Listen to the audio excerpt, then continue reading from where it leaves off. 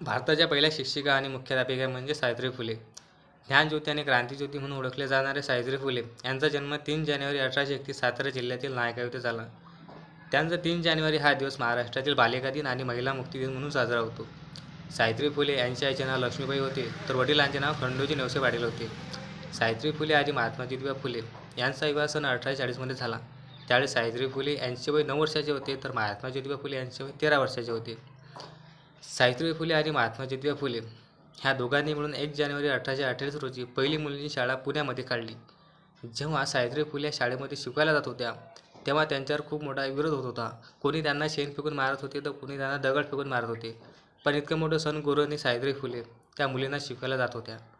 शिकवायला जात असताना सोबत एक पिशवी राहायची, त्याच्यामध्ये पुस्तके आणि एक एक्स्ट्रा साडी राहायची. जेव्हा सावित्री फुले शाळेवर पोहोचल्यावर जे शेणानं भरलेली साडी आहे ते चेंज करून सोबत आलेली साडी घालायची आणि मग शिकवायच्या. मुलींना शिकवत असताना फक्त मुलींची संख्या त्यावेळी 6 होती आणि तीच संख्या वर्षभरात म्हणजे 40 ते 50 इतकी झाली.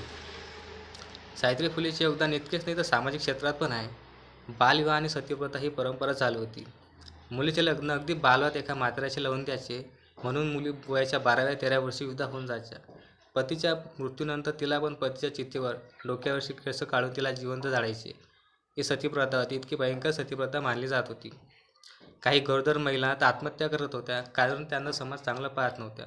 आणि ह्याच समस्येवर महात्मा ज्योतिबा फुले यांनी आपल्या राहत्या घरी 28 जानेवारी 1863 रोजी बालहत्या प्रतिबंध गृहाची स्थापना केली. ह्या गृहेमध्ये एक विधवा काशीबाई होत्या.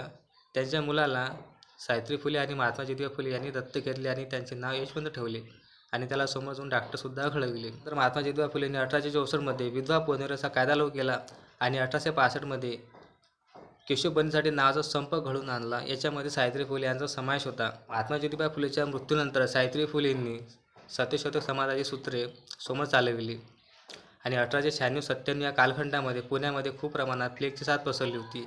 या प्लेगच्या साथीमुळे अनेक लोक मृत्युमुखी पडले होते. प्लेग हा संसर्गजन्य आजार आहे असं जेव्हा ब्रिटिश सरकारला समजल्यावर त्या ब्रिटिश सरकारने पुण्यामधले जे प्लेगचे संभावित रुग्ण आहेत त्यांना पुण्याच्या बाहेर हाकलून दिले. आणि जेव्हा हे सावित्री फुलेंना कळले, त्या सावित्री फुलेंनी पुण्याच्या बाहेरील भागामध्ये एक दवाखाना खोलला आणि तिथे प्लेगच्या रुग्णांचे ते उपचार आणि सेवा त्या करत होत्या. आणि असेच सेवा करता करता सावित्री फुलेंना प्लेगची लागण झाली आणि 10 मार्च 1897 रोजी सावित्री फुले यांचा मृत्यू झाला.